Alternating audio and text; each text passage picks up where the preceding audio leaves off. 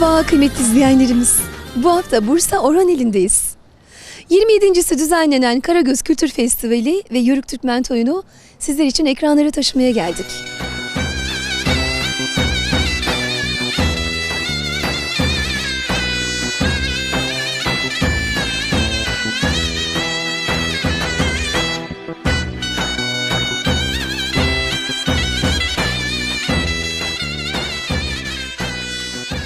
Kültürler arasında hiç sıkıntımız yoktur. Sakarya'da bizim, Bursa'da bizim, Kırşehir'de bizim, Mardin'de bizim.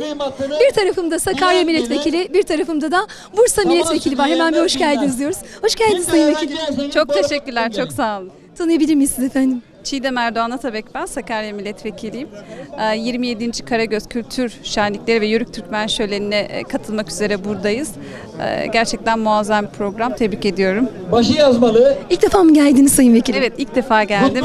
Burada tamamıyla Yörük Türkmenlerin kültürünün bu şekilde yansıtılmış olması, hala herkesin bu anlamda kültürüne sahip çıkıyor olması bizim açımızdan da çok önemli. Bugün bir kez daha gördük ki Anadolu gerçekten muazzam bir medeniyet, muazzam bir coğrafya ve muazzam bir birliktelik.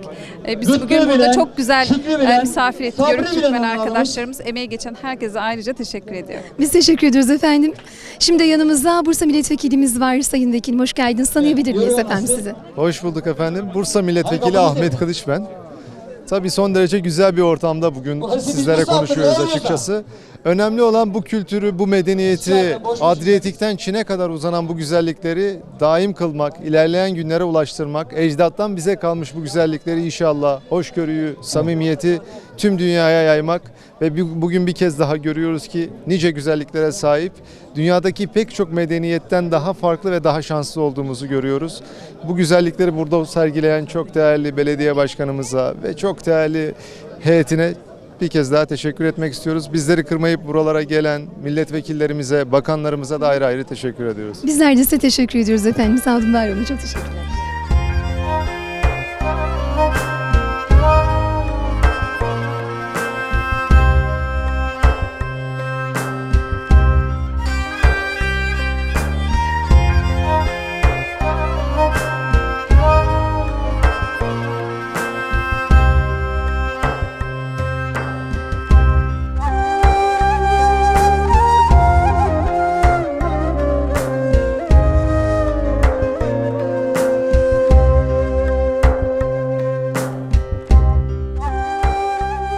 Kıymetli izleyenlerimiz, yarım elma gönül alma diyerek başlar bütün hediye merasimleri. Şimdi ise Karagöz Piknik Alanı'nda hediye merasimi başlıyor.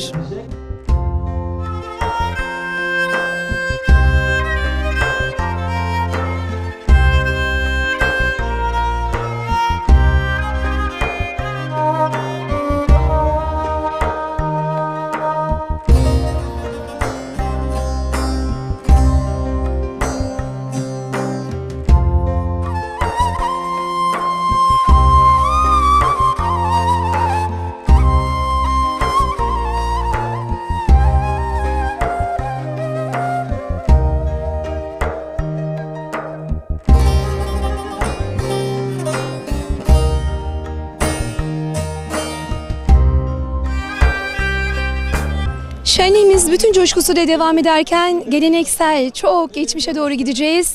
Kültür oyunlarımız, geleneksel oyunlarımız sergilenecek. Arkamda gördüğünüz üzere birazdan tahta araba yarışı gerçekleşecek efendim. Şimdiden yarışmacılara bol şanslar diliyoruz.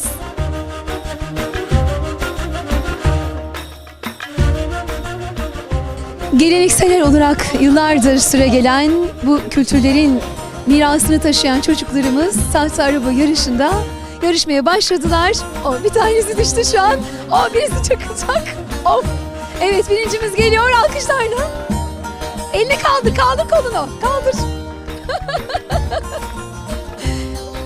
Birinci oldu, duygularını alabilir miyiz? Ne? Birinci oldu, duygularını alabilir miyiz? Bakalım sakınmıyor. Mutluyum, ne olacak? Tamam, görüşürüz. Yetişkinler dalında yarışmamız başladı. İnanılmaz bir rekabetle devam ediyor. Kıran kırana bir yarışma. Tahta araba yarışması kıymetli izleyenlerimiz. Evet, bakalım kim birinci gelecek? Evet, gerçekten kıran kırana bir yarışma var.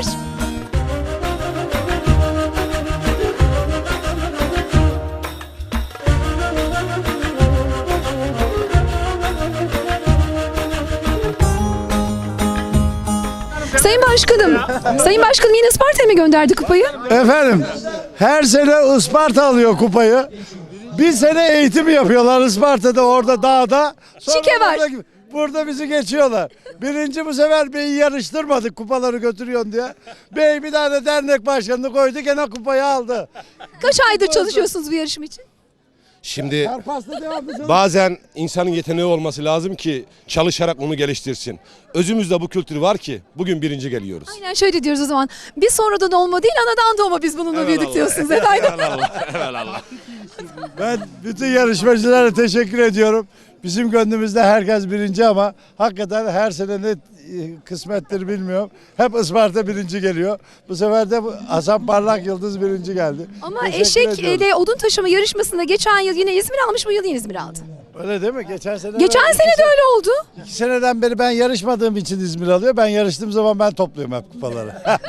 O zaman bir alkışlayalım başkanı şöyle kocaman. Ay güzelim akibarım çama bakır asılmaz. Bir kerecik öpmeyinden deli gönül yazılmaz. Ay güzelim akibarım çama bakır asılmaz.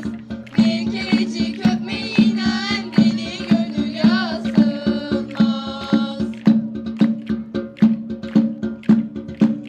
Kaşıklıkta kaşık yok, kaşık alalım yarim. Kaşıklıkta kaşık yok, kaşık alalım yarim.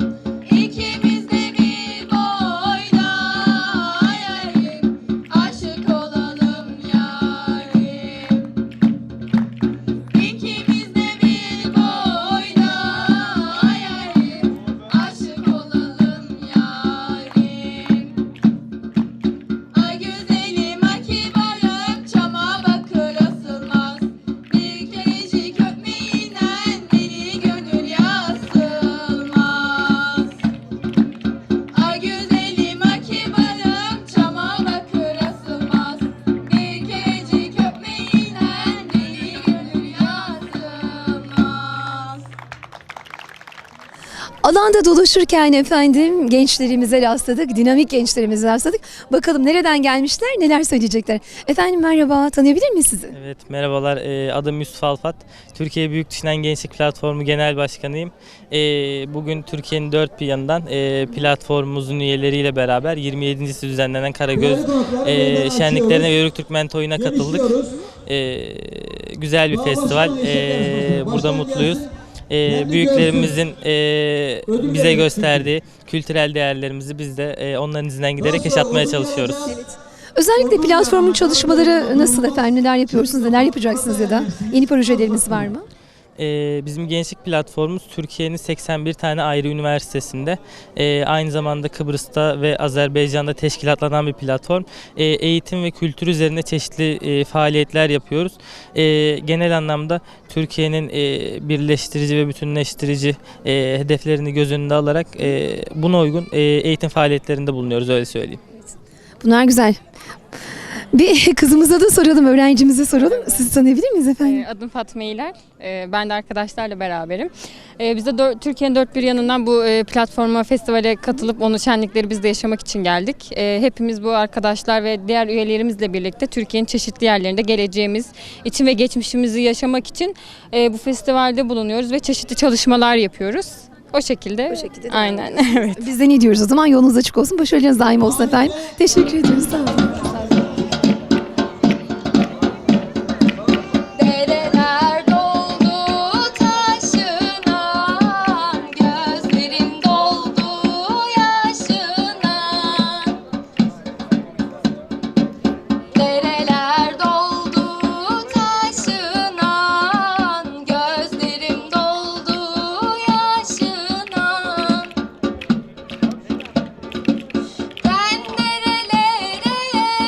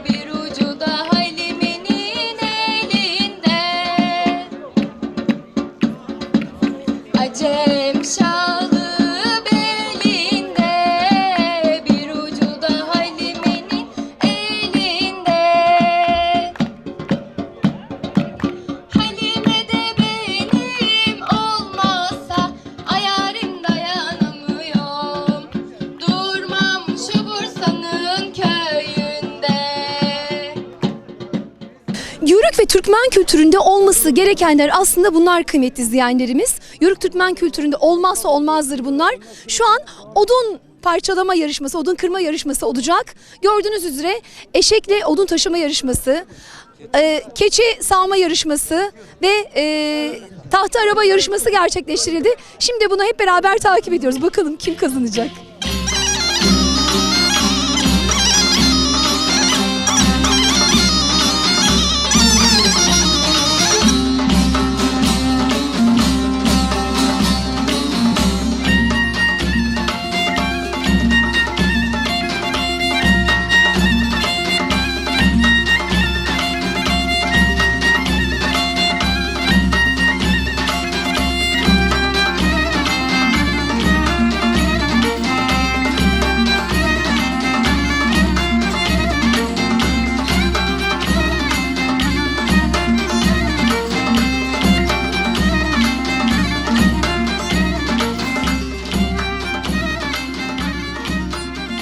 Orhaneli Belediye Başkan Yardımcımız yanımızda. Duygu düşüncelerini alacağız. Sayın Başkan buyurun. Evet, bu bizim daha önceden beri geleneğimiz biliyorsunuz. Eskiden beri köylerde bu şekilde odun kesilir ama bu odunlar bu şekilde değil. Aslında uzun şekilde kesilirdi, öyle bölünürdü. Şimdi motorlar çıkınca kısa kısa kesiliyor ama ortalarından bölünerek şey yapılıyor, odun yapılıyor. Daha basit oldu. Daha evet. Eskiden daha zordu tabii ki. Baltayla Eski özlem. Şu anda evet. Balta vardı, naçak vardı değil mi? En azından onu anlatıyor, baltalarla bölünüyor. İşte gelenek görenek devam ediyor aynısı. Soba olduğu sürece aynen bu işler devam ediyor. Onu da temsili olarak bugün Karagöz Kültür Etkinliklerinde sevgili izleyenlerimize sunuyoruz. Haydi bakalım şimdi rast gelsin, kolay gelsin diyoruz kıranlara da bizlerden.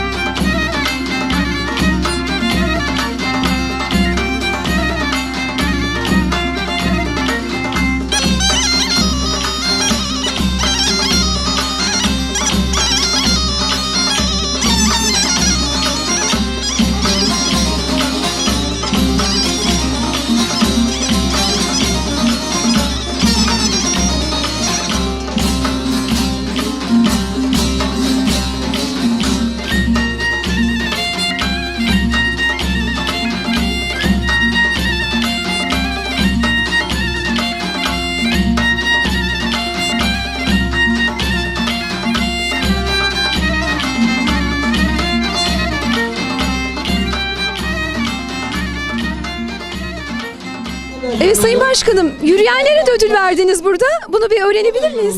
Efendim Yörük için yürüme yarışı yaptık.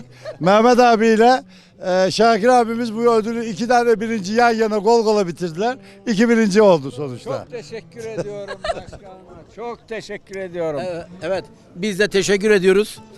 Başkanıma, Ramazan Kıvrak. Tabii bunlara hakikaten bunların çam sakızı çobanı ama bir anısı var. Bir manevi anısını tabii köşeden açacağız. Orhaneli bizim alimlerin şehrine çok yakın olan bir ilçemiz. Onun için Orhaneli dediğimiz zaman Bursa'da çıkıyor. Bütün evliyalar Bursa'da. Şenliği hayırlı uğurlu olsun. Tabii ben de bir Yörük Beyi olarak kutluyorum Orhan Başkanımı. Birlik beraberliğiyle işte yürüyerek geldik, yürüyerek gideceğiz. Allah razı olsun.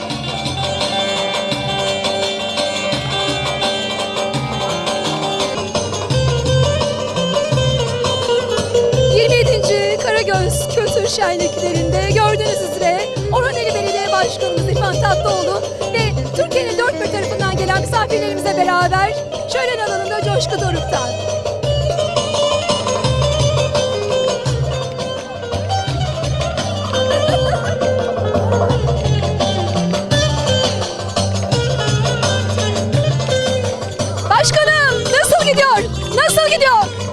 Buradayız. Sağ olasın.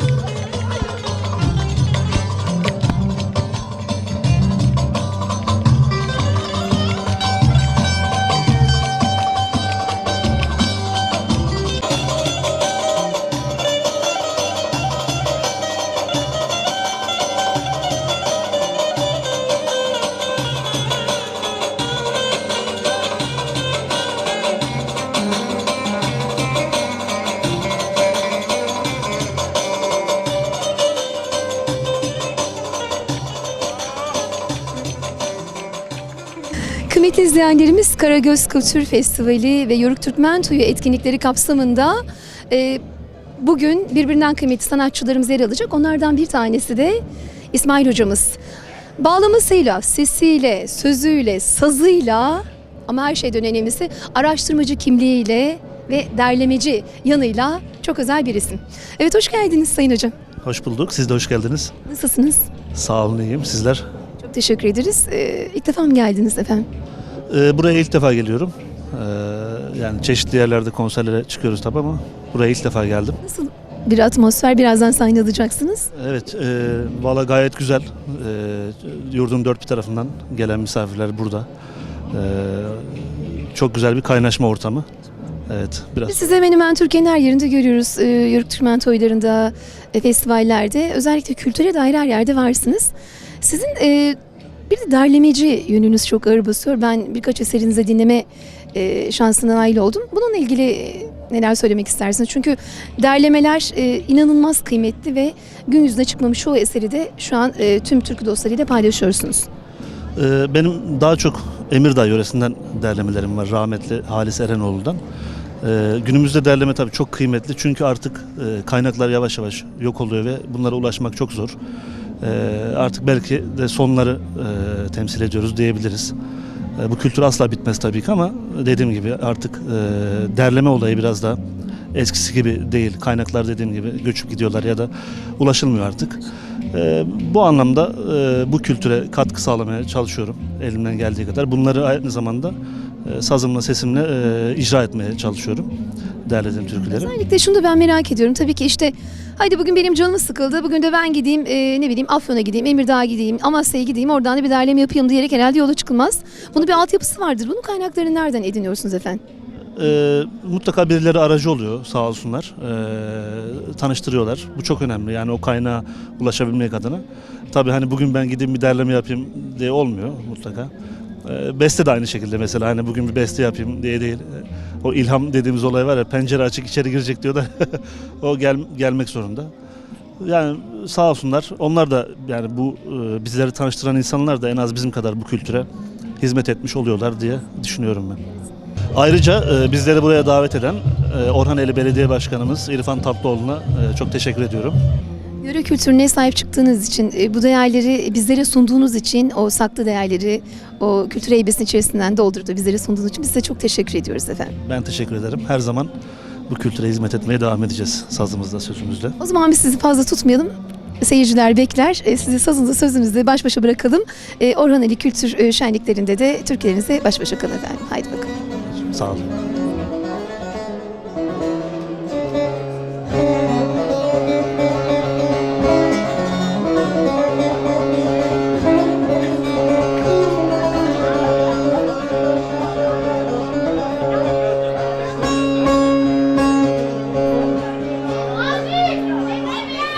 Seher yerde bizim eve gidersen Nazlı yarede küstüğümü söyleme, ona söyleme.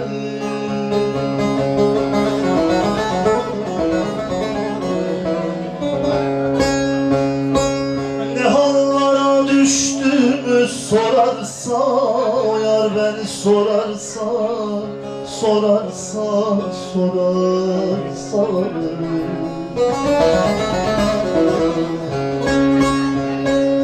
Nazlı yarede küstüğümü söyleme. Ne hallara düştüğümü ona söyleme, yare söyleme.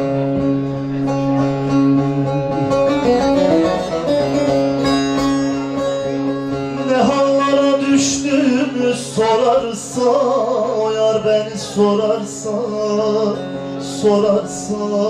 sorarsan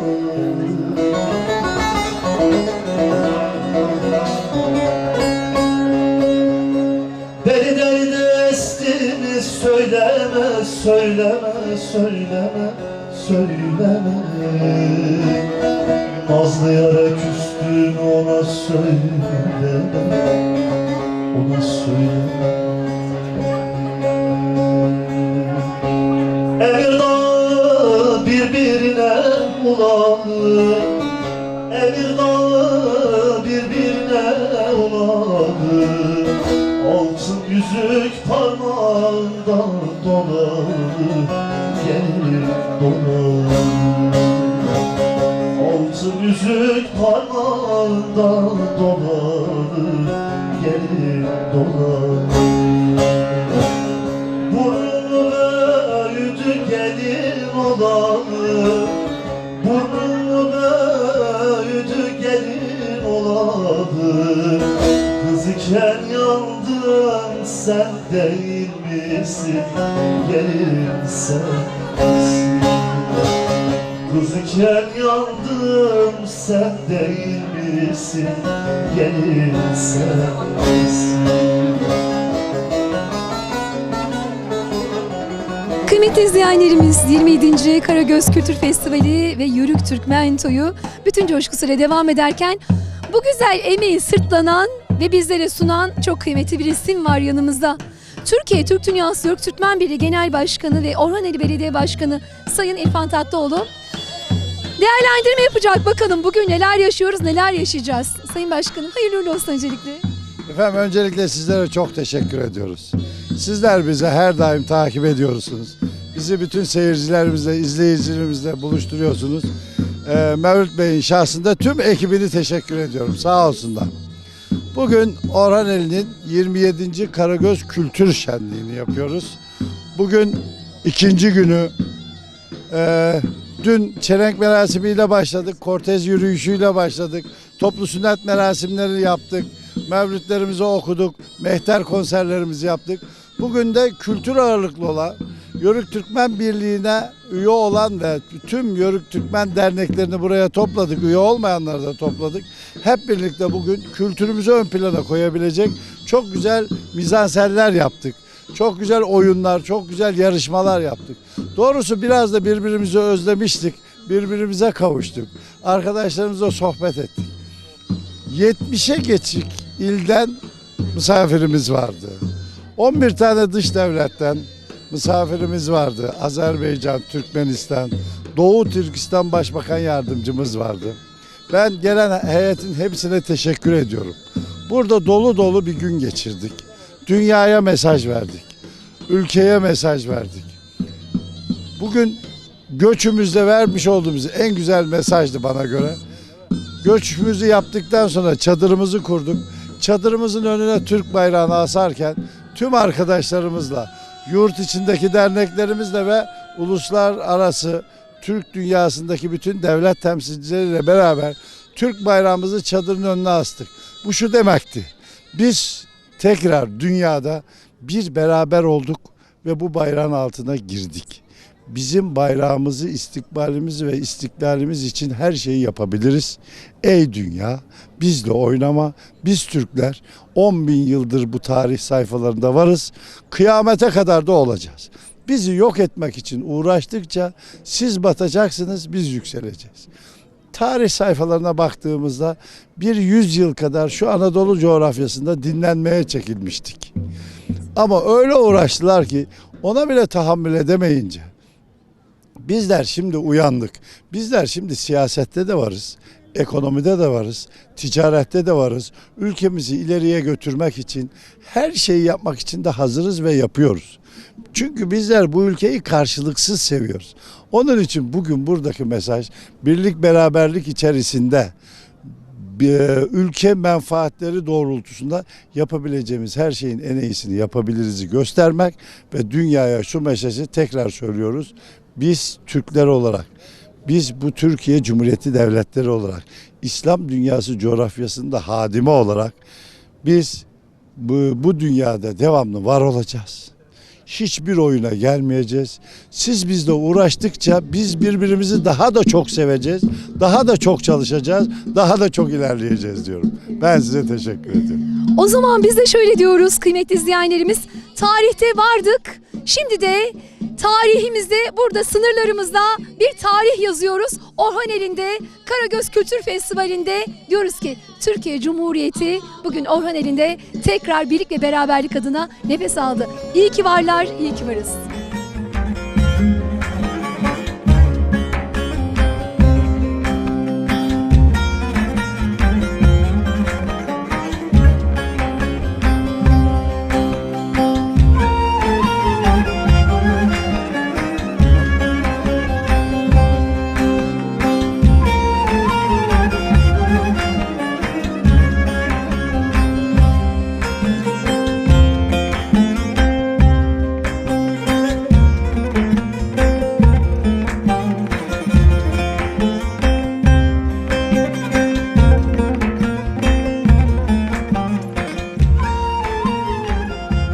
Efendim etkinliklerimiz bütün güzelliğiyle devam ederken Suriye Türkmenleri Dernekler Federasyonu'ndan çok kıymetli bir isim gelmiş efendim. Hoş geldiniz, tanıyabilir miyiz sizi? Hoş bulduk, teşekkür ederim. Suriye Türkmen Dernekler Federasyonu Başkanıyım, Tarık Süleyman Cevizci.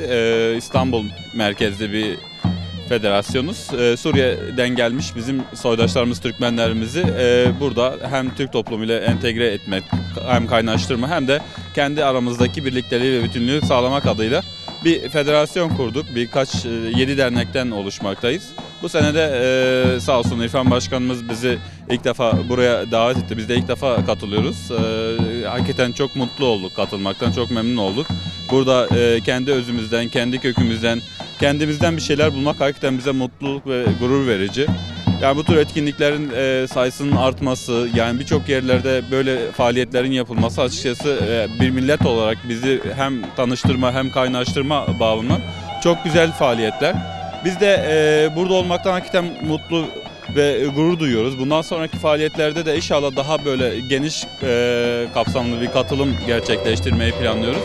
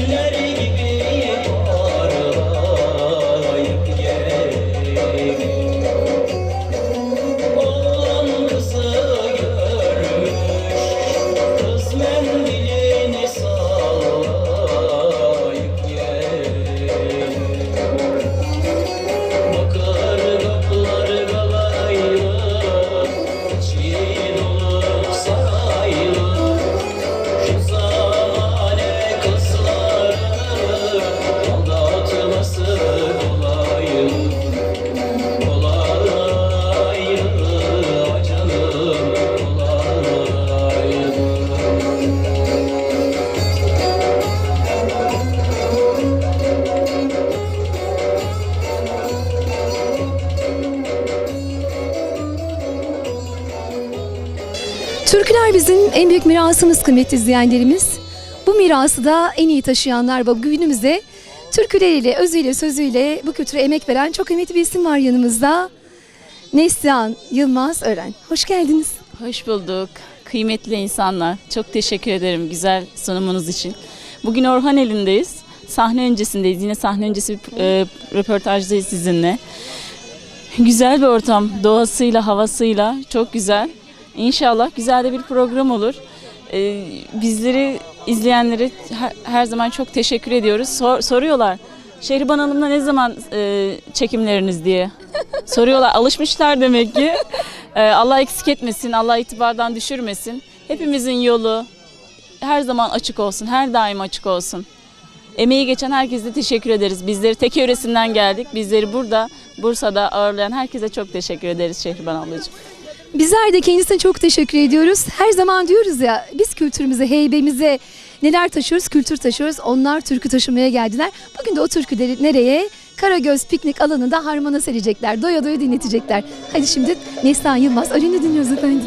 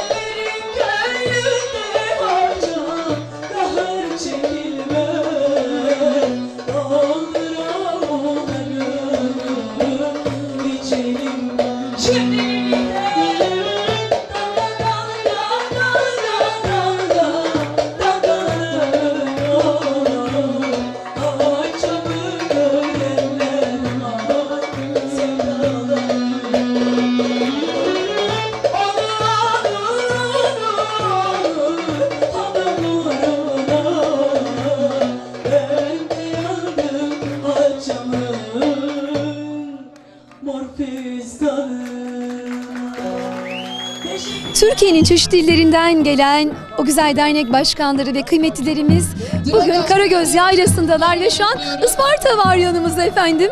Isparta deyince aklımıza da tabii ki Türkiye Türk Dünyası Yörük Türkmen Birliği Genel Başkan Yardımcısı Mustafa Küçükyaman'a hemen bir mikrofon uzatacağız. Sayın Başkan hoş geldiniz. Hoş bulduk. Sizler de hoş geldiniz. Bugün burada biz 27.si düzenlenen Karagöz Yörük Türkmen Şenliği'ndeyiz. Bugün biz de Toroslar Yörük Türkmen Federasyonu olarak derneklerimizle birlikte hep buraya geldik. Bugün bu etkinliği yaptık. Hep beraberce bu bölgede mevsimsel güz göçünü gerçekleştirdik. Gölcük Yaylası'ndan Karagöz Yaylası'na göçümüzü gerçekleştirdik. Biz Yörük Türkmenler olarak biz sahadayız, alandayız, birlikteyiz, beraberiz. Hep böyle olacağız. Teşekkür ederim. Biz teşekkür ediyoruz. Efendim hoş geldiniz. Tanıyabilir miyiz sizi? Hoş bulduk. İsmim Veli Tombul. Isparta Yörük Türkmen Kültür Araştırma Yaşatma Derneği Yönetim Kurulu üyesiyim. Şölen herkese hayırlı uğurlu olsun. Nasıl buldunuz şölenimizi? Çok güzel. Her şölen böyle olsun inşallah. Teşekkür ediyorum. Çok teşekkür ederiz. Efendim merhaba. Tanıyabilir miyiz siz efendim? Gelendos Yörük Türkmen Derneği Başkanı Emrah Akbaş. Bugün 27. düzenlenen Orhaneli Karagöz ve Yörük Türkmen Toyu'ndayız. Bir olduğumuzu, iri olduğumuzu göstermeye geldik. Çok güzel de bir şölen oluyor. Emeğe geçenlere teşekkür ediyorum. Hoş geldiniz. Merhaba. Tanıyabilir miyiz siz efendim? Isparta Yörük Türkmen Derneği Başkanı Hasan Parlak Yıldız.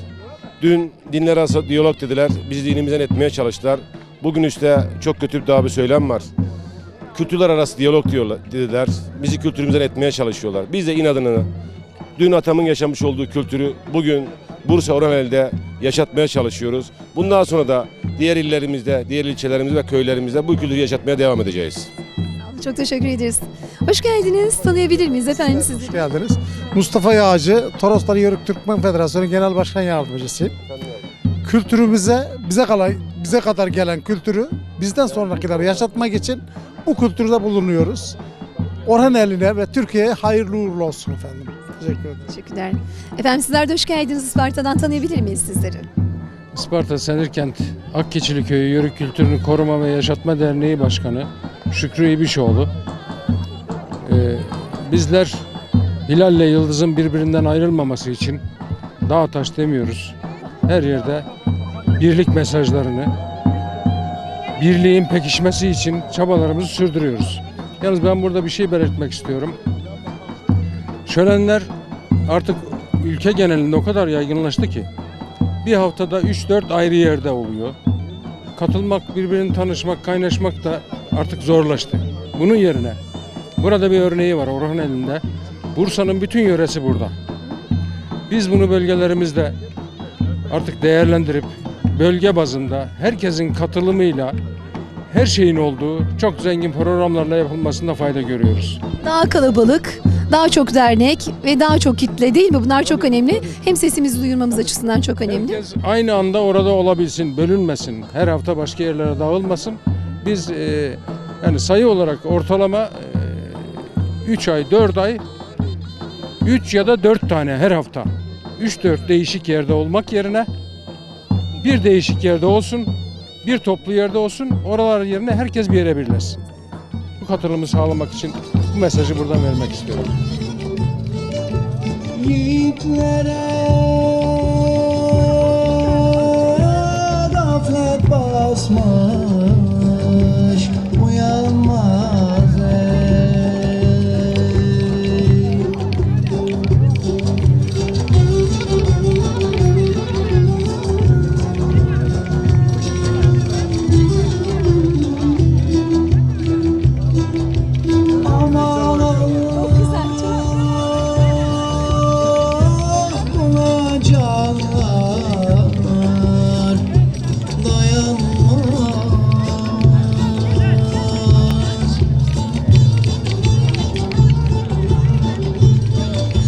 Sokakları mermer taşlı, güzelleri kalem kaşlı, Cezayir'e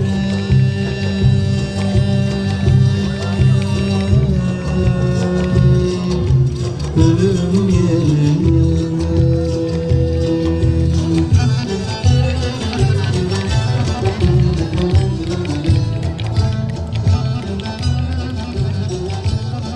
Efendim biraz önce oyunları izledik. Tanıyabilir miyiz sizi? Nilgün Yaslan. Nilgün ablacığım doğal bir oyun oynadınız her şeyden önce. Bunu biraz anlatır mısınız bize? Hangi yöreye ait? Bozüyük Bilecik yöresine ait bizim kendi köyümüzün, kültürümüzün oyunları. Genelde düğünlerimizde kendi yöremizin oyunlarını böyle düğünlerimizde çalar oynarız. Düz oyun dediğimiz, karşılama dediğimiz. Bugün de otantik kıyafetlerinizle bunu burada sergilediniz. Evet, evet. Çok teşekkür ediyoruz. Biz de teşekkür ederiz.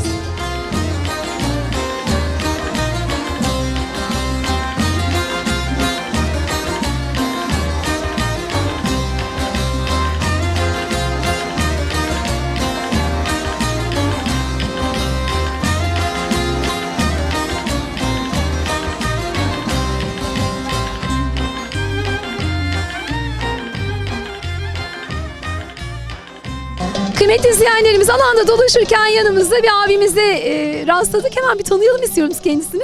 Tanıyabilir misiniz efendim? Bursa'dan Yörük Ferhat Okşu ve kültürlü siz bizlere yansıttığınız için ben Kültür Kervanı programına sizlere çok teşekkür ediyorum Mevlüt Bey'e özellikle ve bu bizim kültürlerimizi aktardığınız için ayrı ayrı teşekkür ediyorum. Ve bu bizim toyumuza geldiğiniz için de ayrıca sizlere hepinize teşekkür ediyorum.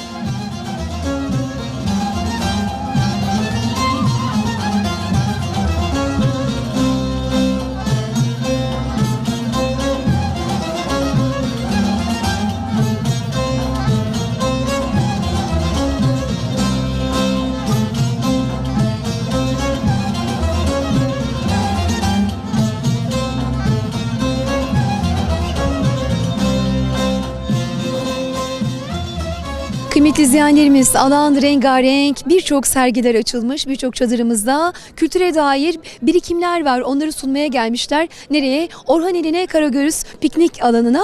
Evet, şöyle hemen bakıyoruz. Kelez Köyleri Kültür Dayanışma Derneği Karakeçili Yörüklerinin hemen çadırına geliyoruz ama çadıra bir geliyoruz, bir geliyoruz, güzelliklerle geliyoruz. Merhaba efendim, nasılsınız? Merhaba, hoş geldiniz. Hoş bulduk, tanıyalım efendim sizleri.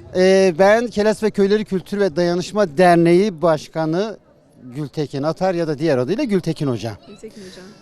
Evet. Hocam yine dolu gelmişsiniz. Bakıyoruz hangi birisine bakalım, hangi birisini anlatalım diyoruz ama biz birazcık Keles'i bize anlatın isteriz. Evet, Kelez işte Bursa'nın ilçelerinden birisi. En yüksek ilçesi rakım olarak. Evet. Bursa'ya da 60 kilometre mesafede olan bir ilçe. Kelez, Bursa kültürünün merkezi olan bir ilçe. Atatürk'ün dediği gibi kara çadırlar Orhaneli'de ve Anadolu'nun birçok yerine kurulmuş durumda. Kara duman Orhaneli'den buradan yükselmekte ve Anadolu'nun diğer yerlerinden yükselmekte. Bu bizim hani Yüce Atatürk'ün dediği gibi eğer bir Toroslarda bir kara çadır görürseniz ve duman da tutuyorsa o Anadolu'ya hiçbir güç, kuvvet giremez demiştir ki bugün de öyledir. Bizim bağımsızlığımızın teminatı olarak görüyorum ben Yörükleri. Yörük deyince kim gelecek aklımıza? Öncelikle bir yaşam biçimi gelecek değil mi? Ve o yaşam biçiminin içinde ne var? Geçmişte konar göçer yaşam var. Hayvancılıkla geçinme var. Ama bir düşünce sistemi gelecek. Hep Yörüklerin olduğu yerlere baktığınız zaman yüksek yerler değil mi? Şu anda Keles'te olsaydınız 1050 rakımdaydınız. Şu anda 850 rakımdasınız. En yüksek, Bursa'nın en yüksek ilçelerindesiniz. Ama siz şu an 1050 rakımdan 800 rakımlara kültürü taşımışsınız. İsterseniz şöyle bir bakalım hocam. Bu kültürü şöyle bir bakalım, gezinelim bakalım. Güzelliğe bir bakalım mı, ne dersiniz? Evet, bu bebekleri bize biraz anlatır mısınız ablacığım? Evet, biz bu bebekleri senelerdir yapıyoruz, giydiriyoruz yöresel olarak. Kültürümüzü geliştirmek için. İlk evvela annem yaptı bu bebekleri. Kurs açtı. Ben de annemden öğrendim. Kaç yaşlarındaydınız, kaç yıllarındaydı hatırlıyor musunuz? 20-30 yaşlarımda öğrendim. Ondan sonra şimdi ben kurs açtım. Ben bebek öğreticisiyim.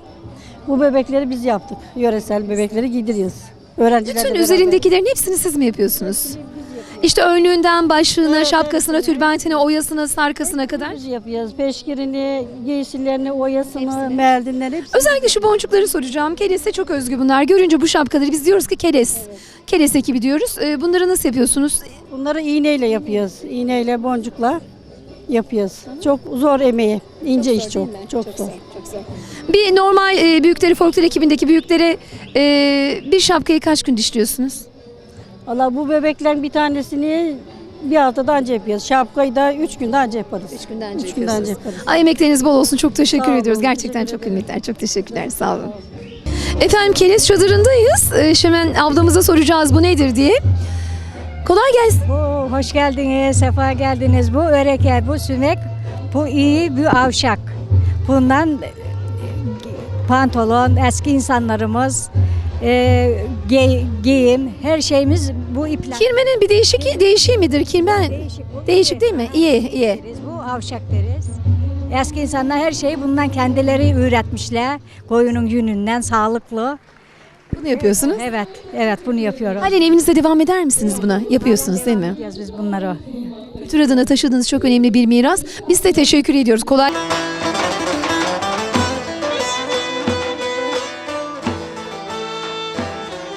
Efendim türküler yola çıktık. Türküdaşlarımızla beraber bugün Orhaneli'nde 27.si düzenlenen Karagöz Kültür Festivali'nde yine bugün çok kıymetli isimler vardı.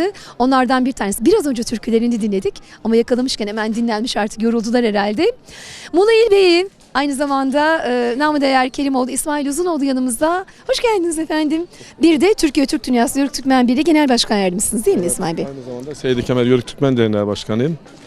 Biz dün yola çıktık. Dün geldik buraya Orhaneli'ne. Burada işte akrabalarımızla buluşmaya geldik. Orhaneli Belediye Başkanımız, aynı zamanda Türkiye Türk Dünyası Yörük Türkmen Birliği Genel Başkanı İrfan Tatlıoğlu'nun burada 27.sini düzenlediği Karagöz Kültür Festivali ve Yörük Toyu'na geldik. Güzel oldu, güzel etkinlikler oldu. Eski adetlerimizi yerine getirdik. İşte eşeğe odun sarma, ondan sonra işte odun yarma yarışı, keçi sağma yarışı, birçok etkinlikler oldu. Ondan sonra kültürel etkinlikler oldu. Obalar kurulmuş, çadırlar kurulmuş. Her şey gayet güzeldi. Biz de türkülerimizle burada renk katmaya çalıştık. Biz de birkaç elimizden geldiğince Yörük türküsünü okuduk. İşte şölenin bugün sonuna geldik, Yörük şöleninin. Yarın da kısmetse buradan bir başka yere geçeceğiz. Amacımız, derdimiz, tasamız kültürümüzü, örfümüzü, adetimizi, bütün geleneklerimizi, göreneklerimizi, türkülerimizi, oyunlarımızı gelecek nesile aktarmak. Bunun için çabalıyoruz. İşimizi, gücümüzü bırakıyoruz. Bizim gibi nice Yörük dernekleri, nice Yörük kardeşlerimiz, Yörük camiası işinden, aşından, evinden işte bu kültüre zaman ayırıp geliyor. Çünkü zaman birlik zamanı, zaman kaynaşma zamanı, kucaklaşma zamanı diyorum ben. Her zaman birlik olalım, dirlik olalım, kucaklaşalım, kaynaşalım, güzellikler olsun. Güzel ülkemde, güzel coğrafyada, güzel topraklarda, barış içinde, huzur içinde yaşayalım diyorum. Sizlere de çok teşekkür ediyorum. Gerçekten kültür kervanı olarak her zaman her yerdesiniz. Yörük kültürünün, Türkmen kültürünün yaşatıldığı her yerdesiniz. Sizlere de tebrik ediyorum. Bizleri halkımızla buluşturduğunuz için çok sağ olun, var olun. Bizler size teşekkür ediyoruz. Namı değer Kerimoğlu İsmail Uzunoğlu. Hakkınızı helal edin. Bu güzel kültür yolculuğunda size emeklerinizi sunduğunuz için. Evet, bu yolculuğa katılan aralarda görürüz. O neşesiyle, güler yüzüyle, kostümüyle, kültüre vermiş olduğu emekle. Kadriye ablacığım, hoş geldiniz. Hoş bulduk. Siz kendinizi tanıtın isteriz. Ben Dalaman Yörük Obası Dernek Başkanıyım. Sizin de bildiğiniz gibi Kadir Efe.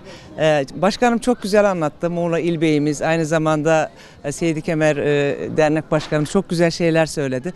Bugün dün çıktık aynı yola, buraya geldik. Yağmur demedik, kış demedik. Yani biz nerede, biz yatar mıyız, kalkar mıyız, yedirir miyiz, içirir miyiz, onları hiç düşünmüyoruz. Ekmeğimizi çıkıyoruz yola. Aynı zamanda yine burada hani Orhaneli Belediye Başkanımız İrfan Tatlıoğlu, Türk Dünyası Yörük Türkmen Birliği Genel Başkanımız aynı zamanda. Onun ayrı bir değeri var bizim için. Onunla birlikte hep beraber burada birliğimiz, dirliğimiz daim olsun dedik. Geldik, çıktık yollara. Buradayız, mutluyuz. Kitap olup yazmalı, diğer diğer gezmeli. O yurt senin, bu yurt benim demeden toyumuzda olmalı diyoruz. Ve bugün onlar toyumuza geldiler. Kendilerine çok teşekkür ediyoruz. Yolları da açık olsun diyoruz efendim. Kültürde kalsınlar.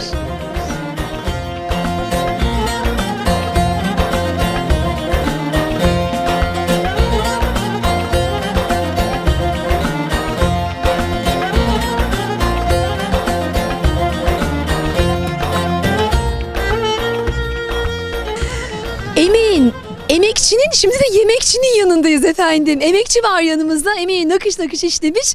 Evet başkanım, kolay gelsin. Ne yapıyoruz şimdi? Dostlarımı kendi elimle beslemeye çalışıyorum. Arkadaşlarımız çok güzel yemekler pişirmişler. Ben de dostlarıma kendi elimle vereyim ki diyorum. Doyurdukları iyice içime sinsin. Burada bir kaşık çorbayı beraberce yemenin lezzetine hep beraber varmak istiyorum.